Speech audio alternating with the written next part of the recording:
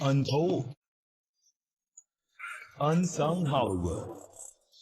The Best Man.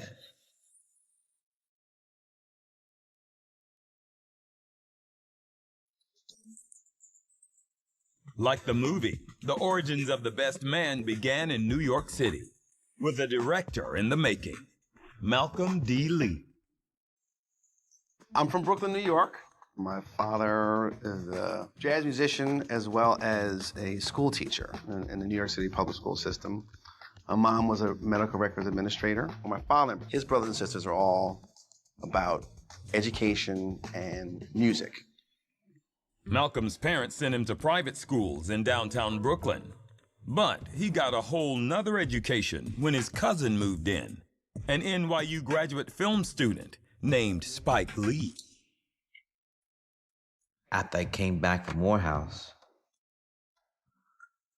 graduated in '79, went straight to film school, and so I lived in the basement of their house. I'd see him working on his short films, and I was like, well, what are you doing this for? I'm gonna make movies. For the theater, I got to see the emergence of a great American filmmaker and didn't even know it at the time. When Spike began crafting his films, he called on Malcolm to help. He worked as a production assistant on each of Spike's films, from School Days to Clockers. Malcolm was always very observant and studious. I tried to evolve as much as I could in the stuff I was doing. Like his cousin, Malcolm enrolled in the prestigious NYU graduate film program. Focused on screenwriting, he wrote 5 feature screenplays, but had no luck getting any of them made. I gave Spike all my screenplays. 2 of my screenplays prior to that, he had gotten me an agent. 2 years with an agent, nothing happened. I got frustrated. I was just like, well, what do I have to do? So I said to myself, I'm gonna write something so commercial that I'm going to sell it. I was living in my parents' basement, the same basement that Spike was in. I finished writing the screenplay, and I came upstairs, and I said to my parents, if they don't want this screenplay, they don't want nothing, and I'm gonna give up. The result was a screenplay called My Homeboy's Wedding. Harper Stewart is a up-and-coming writer. He's written his first novel. It's getting a lot of traction, and he's going to be the best man in his best friend's wedding, who's a star football player, Lance Sullivan. The problem is that in this novel, there's a secret that he's revealed, which is the best man, him, has slept with his best friend's soon-to-be wife. And he spends the entire movie hoping that his friend Lance doesn't read the book. Later called The Best Man, it turned out to be just the script Hollywood wanted. Suddenly, I wasn't meeting with, development people. I was meeting with the head of the studio. I was flown out to meet with Amy Pascal at Columbia Pictures. We bounced around a couple places until we landed at Universal Pictures. And I was like, there's no reason I can't direct this. This is right up my alley. With Spike Lee on board as the producer, Malcolm was set to direct his first feature film with a budget of $9 million. Studio and one of the producers, Sam Kitt, was always saying to me, remember, it's a comedy, it's a comedy, it's a comedy. And I said, no, it's not a comedy. It's a drama with comedic moments. Studios always can have their input, especially with the first-time directors. So I think that those are times where I was most valuable, where I could be a buffer between protecting my cousin's vision and what the studio wanted. Then, to cast the ensemble, they turned to famed casting director, Robbie Reed. As a casting director, I start out with discussion with the director, who do you have in mind, and then I make lists and we, put ideas together. Everybody wanted to be in that movie too because it was a really great script. First, they needed to find the best man, Harper Stewart. Enter Taye Diggs, an up-and-coming actor, fresh off his feature debut in How Stella Got Her Groove Back. It seemed handwritten for me. I was coming up at a time where it wasn't as cool to have an education.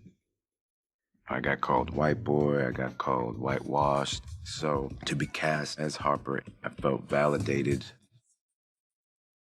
To play his girlfriend, Robin, the producers chose newcomer Sanaa Lathan. I never heard of Sanaa Lathan. Nobody had heard of Sanaa Lathan. She hadn't done a whole lot. She came in, she read, she was Robin. Morris Chestnut was cast as the groom, Lance Sullivan. He was the smooth, perfectly chiseled, chocolate brother with the good, perfect teeth that was beautiful eye candy for all of us. Lance is a really devoted, emotional man. He's devoted to his family and to his profession and to the Bible, to the Lord. And I love the character. I just want to be a part of it. Actress Monica Calhoun had her eye on the role of Lance's bride-to-be, Mia Morgan, but was worried a previous role would stand in her way. You have to understand, the film before then was the Players Club. So me being able to prove that I wasn't the stripper, that I could be the bride in The Best Man was extremely important. I thought I wanted somebody light-skinned for that role because that's what a football trophy wife was going to be, in my mind. But she kept coming back. So I said, you know what? She's the one. For the role of kind-hearted Julian, a.k.a. Murch, Malcolm had his eye on Harold Perrineau. Malcolm said, I have this great role. Little did I know that Murch is a guy who's just, just whipped. Am I being that unreasonable? Oh. Honey, no. Oh, no. I'm sorry. He's just, he is owned by his girlfriend. And to play his domineering girlfriend, the producers tapped Harold's Alvin Ailey classmate, Melissa D'Souza, who stole the role in her audition. I had these big, Chanel glasses on. I wanted to insert a couple of lines that I thought of. The gang's all here back in effect. Break out the 40s. He thought that was great. It's gang up on Shelby Day. Well, Melissa came in and eclipsed the actress that the role was probably going to go to. Terrence Howard went in for the role of aimless playboy, Quentin. But it took a lunch meeting with Malcolm to seal the deal. And he pulled out this guitar, and he pulled it, put it on his shoulder. He was just looking at me just, as he was playing it. And I was just like, this dude is weird, but he's entertaining. I was just kind of screwing around for the most part, because I didn't think I was going to get the part anyway. Talking about putting a bunch of brothers together, I wasn't really considered a brother. They kept me on the outskirts, it was a light-skinned, dark-skinned dance back then. You know how many single honeys be at weddings? Terrence was certainly Quentin. He embodied him, extremely well. And for the part of career woman Jordan Armstrong, Malcolm wanted star power and found it with Nia Long. Nia Long was the big star and The Best Man at that time. You think about the 90s, and you think about sex symbols and black sex symbols. You had three. You had Jada Pinkett, you had Halle Berry, and you had Nia Long. I met Malcolm, and I just immediately liked him.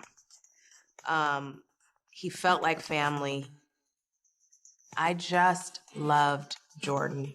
She just, on the page, she was fantastic. It was sort of a no-brainer for me. I just was like, okay, yeah, when do we start? With the principals set, the action was about to take off, propelled by a book filled with secrets. While you have all these old friends, you have this one ticking time bomb that could explode at any second.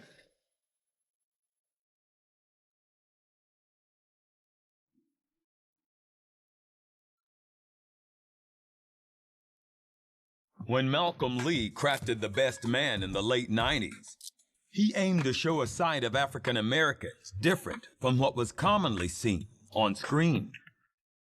A lot of black movies in particular up to that point were really stoked in a lot of realism and grit, and you had a lot of really intense, you know, sometimes violent stories. Everything that you saw in movies and television was very one-dimensional. There's the black guy, and he's invariably dangerous, or if he's educated, he's a sellout. That's not who I am. That's not who the people that I went to school with are. We're very much black identified, and we're educated. They're not mutually exclusive. So for the film, Malcolm wrote 4 very diverse male characters. You have an intellectual writer with kind of a dark past. You've got the religious, God-fearing man who's got a temper. You've got the put-upon boyfriend. And then you've got Quentin, who's just this ne'er-do-well. And I knew guys like that. So let's put them all on in the same story. Malcolm put the 4 personalities on display as they played Spades in a revealing 10-page scene. Come on. It's just a game. Yeah, that's what all punk-ass losers say. Easy, Mojo. Leave the boy alone. Mojo, I haven't heard that in the clip. I know for me, as a woman, I felt like I got a chance to kind of be that little spy on the wall and hear what men actually discuss when the women aren't around. She might make more cheese than you someday, bruh. Yeah, and? Hey, man, I love Jordan. You know that, right? But let's face it, dog. A woman like that don't need no man. Nah, man, she's one step from lesbian. Oh!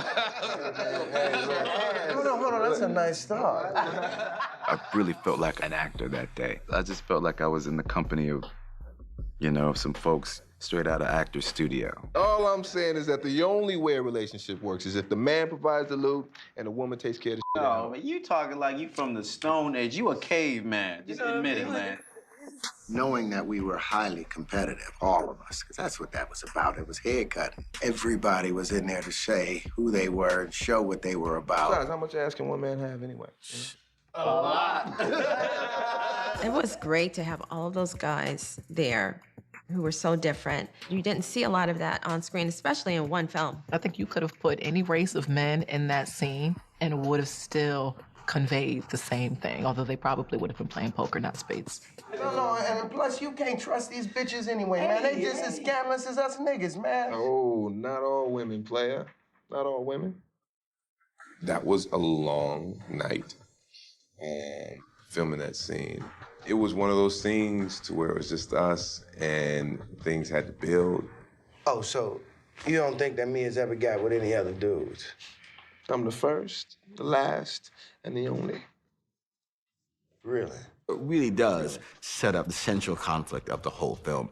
While you have all these old friends, you have this one ticking time bomb that could explode at any second. So you mean tell me with all the sticking and moving that you've done, you don't think that me has ever tippy-toed out the door on you once? No. The scene revealed a character who would be a catalyst for much of the action. Quentin, played by Terrence Howard. Quentin is an honest man. He didn't judge nobody and didn't want to be judged in the process. What if she did? You know, go out and get a little swerve on. Don't you think she'd be well within her rights? I mean, be your best buddy in 1 second, and the next second will read you, you know, especially if you've been poking at him. His function, you know, was to be the truth teller. It's karma, baby. The one that was going to reveal truths about Harper, about Lance, and be able to also convince them to do or not do certain things.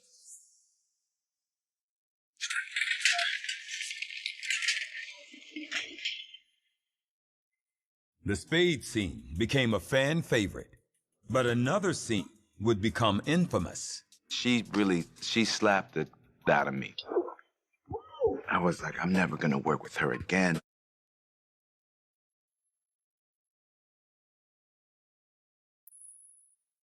You know I'm not trying to, oh my God. Oh my God. Oh my God, look at the time. I gotta get out of here. Okay, I love you. What? I said I love you. At the heart of The Best Man was a story about love and commitment. The ideas of love and respect and fidelity are things that men and women struggle with always. What commitment means and what love means. Malcolm explored this theme through a love triangle that had the best man in the middle. He's having some trouble deciding whether he wants to commit to his current girlfriend, Robin. You love me, don't you? Of course I do. But it's not that simple. It is to me. In addition to that, he's got some feelings still for the one that got away, who happens to be the maid of honor, Jordan Armstrong. I know what I want and what I need. Let's just have our night and we'll see, you know? I mean, I had a girlfriend at the time, and they were both so fine. It was always entertaining with both of them. Sanaa, we both were starting out, and she was like my dog. Nia, I never knew what to expect. So, you know, my improv game had to be on point. One particular scene with Nia Long truly put Tay's improv skills to the test. I remember the day that we were shooting the scene where he comes over to the apartment. There was just something not on the page. The moment was there, but the words weren't there. And so I said, you know what, let's just do it. They would be in marital bliss by the time the book was supposed to have come out. But thanks to you, Miss, I want an exclusive, I got my ass whooped. I almost got thrown from a fucking building because of your ass. So thank you, Jordan. Thank you. And what the is that smell? She slapped it out of me, like for real. And you get a moment where I go, woo! And I stayed in it. It was so loud. And I thought, oh my God, I really smacked him like hard. And I'm so sorry. And I said, Tay, are you okay? And he's like, yeah, I'm good. And I was thinking, he is not good. I was pissed. I was like, I'm never gonna work with her again. You know, how unprofessional. And then when I saw it on screen, I mean, you know, after that day, we were cool. But I have been drinking tequila shots. My hormones are raging out of control. I'm emotional, I'm horny, and I don't want to hear about no damn peas. You, good night. The whole thing about I don't want to hear about no damn peas, I remember I just said that because we were just both so angry and heated in the moment, and it worked. Malcolm tackled a completely different relationship dynamic with Shelby and Murch. Well, I told you I'm hanging out with the guys tonight. Oh, honey, that can wait. We have all weekend for that. This only took a few hours. Come on. Shelby is just a lot of personality. She just owns every inch of his soul, and he willingly goes along. You don't hear how I feel. Hey, of course. Well, are you going to this juvenile bachelor party? Of course I am. And it's not juvenile. Oh, come on. The way we worked against each other, it made it even funnier because it was like life and death. She was in command of it, and I was like, oh my God, she's gonna outact me. Go. All right. Fine. See you in the morning.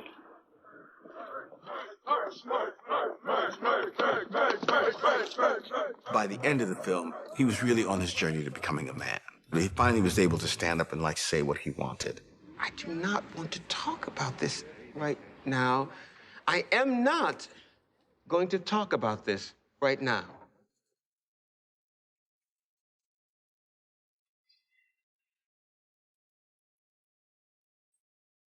At the center of the film was the impending nuptials of Mia and Lance, a relationship steeped in spirituality. Let me tell you something, man. I'm not afraid. You see, I made God a promise, right, that if he ever gave me another chance with me, I would do right by her. She has forgiven me for all my indiscretions, man.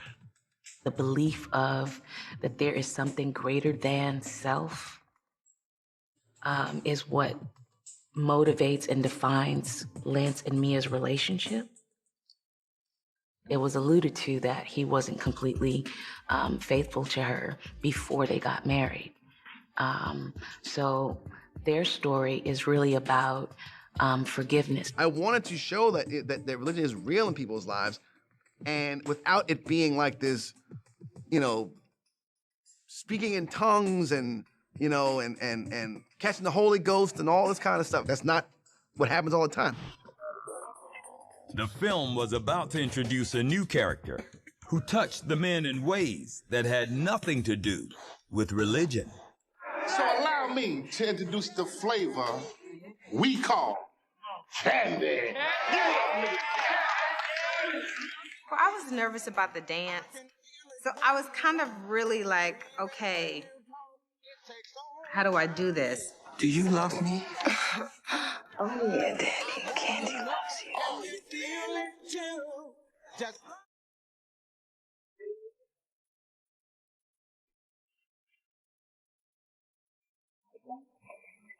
While on location in New York, Malcolm Lee and the ensemble cast of The Best Man formed a special bond. We all got along really, really well. A bunch of us started like going out and hanging out and like really building friendships that lasted. There was no type of dissension or tension or anything on set because we really, really liked each other. Working with Malcolm Lee was pretty awesome. He's charming and honest with what he wants and knows how to get what he wants from the actor. From the beginning, Malcolm had considered the film to be a drama with comedic moments, and there were plenty of those to go around. One of the funniest scenes in the movie to me is the scene where Murch is being dragged on the floor. Don't do it. Don't do it. Mama, Daddy, I got something I gotta tell you guys. But at first, Harold Perrineau had serious doubts about doing the scene. I gotta tell you something. He was like, well, I'm not a funny guy. I'm not a comedian. I said, you're very funny. You don't know that you're funny, but you're funny. I was a little afraid of like making myself look foolish. We had a huge fight about this. Like, I'm not getting dragged along the floor. Like, that's not even funny. And then Malcolm was like, Harold, look, you gotta trust me. Turns out it was really, really funny. He committed to it and did it. It was difficult, but it was something in the pimp in Malcolm that he could talk us into doing almost anything. There were even more laughs during Lance's bachelor party. That is my best man, Mr. Harper Stewart. Right here. Mr. Harper. Got a room full of 40 men. It's like 4 girls there, so then the testosterone really goes up even more. Let's get jiggy with it. Every once in a while, there was some amazing stuff happening. It's just like, oh, I didn't know you could do that with your tongue. I found the girl working in the post office, licking stamps. That's really interesting. So I learned a few things that night. Allow me to introduce the flavor we call candy. The scene also marked the introduction of a new character, who ultimately becomes Murch's new love interest, Candy, played by Regina Hall. During her audition, it didn't seem like Regina had what it took to play the role of a stripper. Regina came in, she turned away from us to, like, you know, dancing with a thong on. It was like, and she was very embarrassed. Well, I was nervous about the dance because, you know, I'm not a dancer. And I was so bad because I had a girlfriend who was like, you don't have to dance. Just stand in front of the camera and just smack your butt, smack your ass, and look at them. And she's like, that's all you have to do. And this was my friend who had stripped. I was like, is this what you're doing to make your little dollars?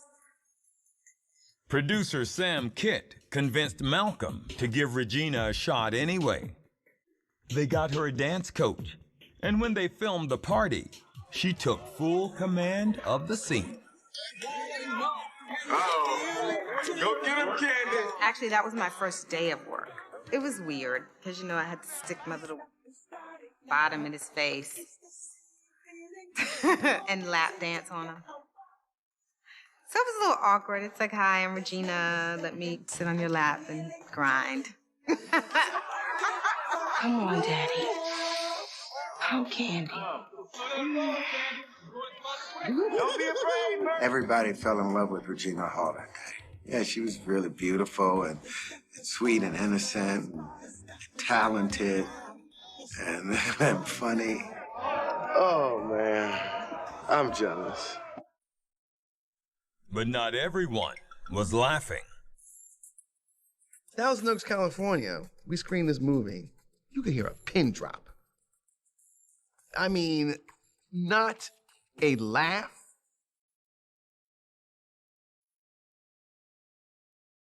If Lance finds out what went down, you better use your feet and run. That's cute. First off, you need a sedative. All right. Secondly, Lance has got a million important things to do to keep his mind from wandering on outlandish flights of fancy from my little book. As a matter of fact, he won't have time to read it. White boys admired his prowess on the hardwood and his reputation with the ladies. They secretly deemed him the ebony humper. This joint is hilarious, boy. Throughout the movie, much of the action was driven by the best man's book and the havoc to come if the groom-to-be ever finished reading it. He's been dipping and dodging, and he's been doing more running and juking than Lance, trying to keep this book. And finally, he fumbles, and he fumbles hard. Hey, smile, Daddy. It's the bachelor party. You, Mia. Yo. That fight scene was one of the most difficult scenes I've ever done. Morris was so committed and so passionate. Playing off of his energy is tiring. And I really, we went for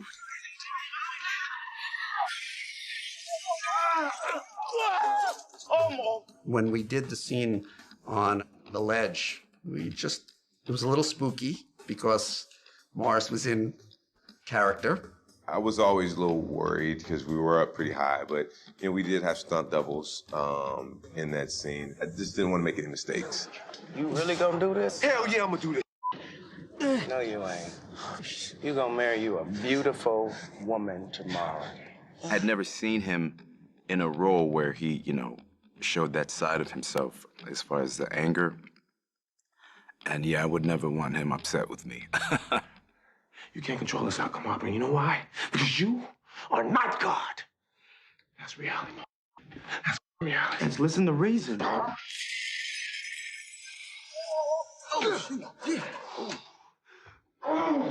His scene inside the church, when he flipped over the desk, that's when I met Morris Chestnut. Because he went from a quiet place to that immediacy of rage. And then he broke back down. I was like, wow, he's a real talent.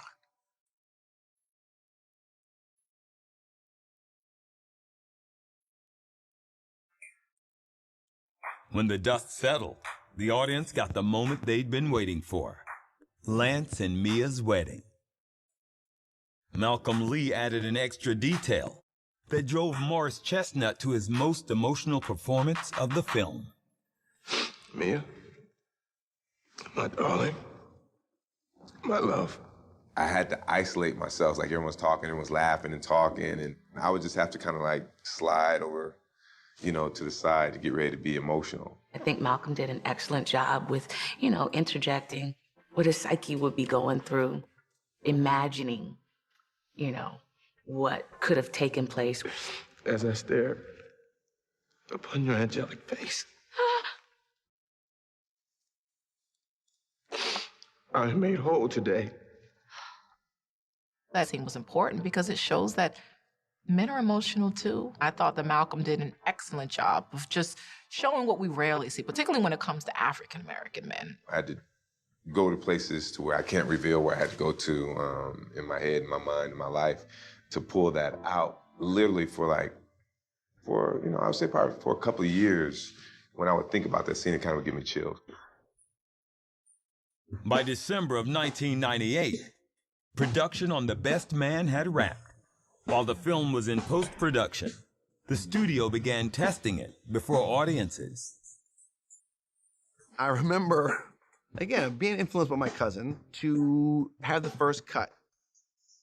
And it was 2.5 hours.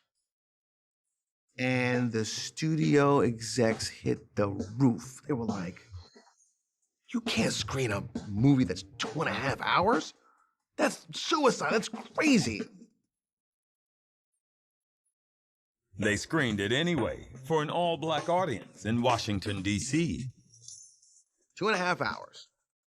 Audience loved it. Breakfast the next day, they're like, well, we still got to cut down. Even though they had the tremendous score in D.C., they still think it's a little long. Shenanigans. Once Malcolm cut it down to 2 hours, the studio set up a screening for a completely different audience. The studio was like, wow, these numbers are phenomenal. We think we can cross this movie over. Let's play it for a white audience. I'm like, great, let's do it. So we go out to like Thousand Oaks, California, which is pretty much Simi Valley. And we all know Simi Valley from the Rodney King case, okay? All white, not just white, lily white. We screened this movie, you could hear a pin drop. I mean, not a laugh. It was mostly discomfort. Educated black men using the N-word, what? It was very evident that we were not crossing over. But we had a strong core audience. And The Best Man is a very universal story. Universal themes. It just happens to have a black face on it. And that was always been my goal from the very beginning when I started making movies. Make these movies as accessible as possible and universal. But they weren't interested. I'm gonna get it going on, y'all. 5, 6, 7, 8.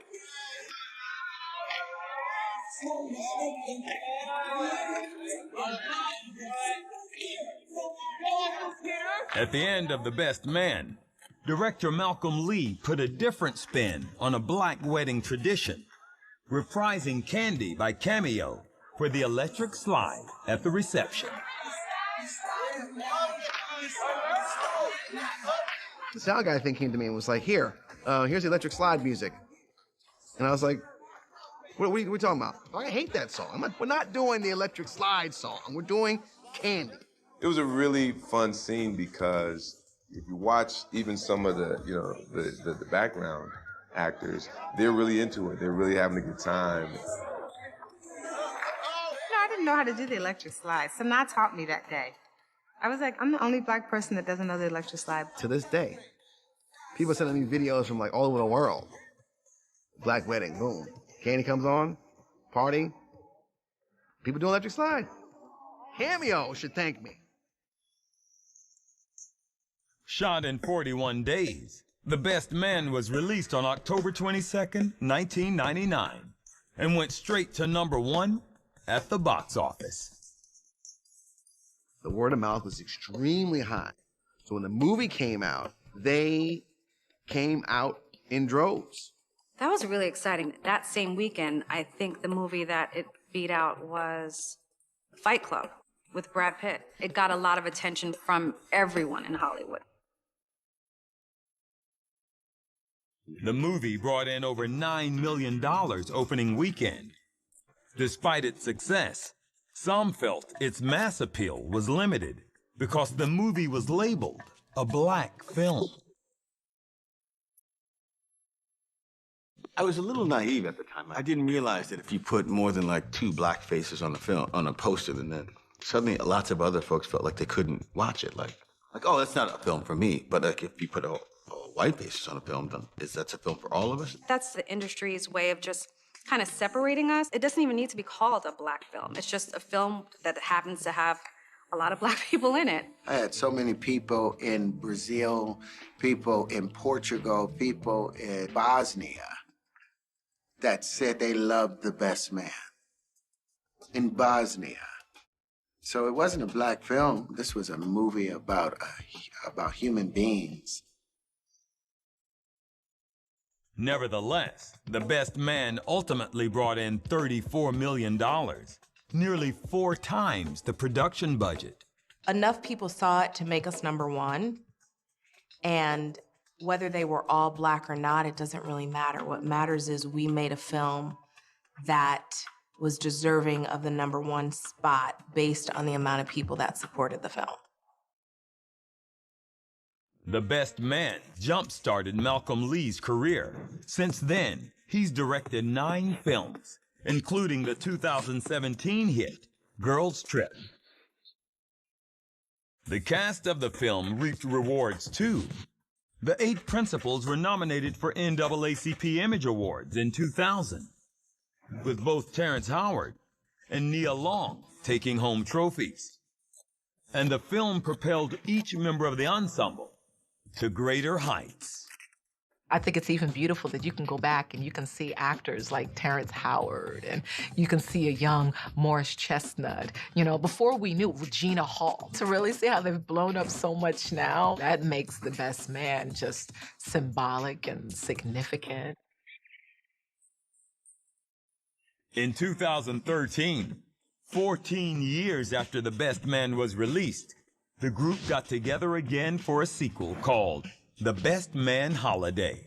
But for years, Malcolm was reluctant to do a sequel at all. Every year there'd be, someone saying, what about a Best Man sequel? When's he gonna do? What happened to those characters? We were very excited about it. I remember it was just like riding a bike. We literally just felt like it just picked up right where we left off.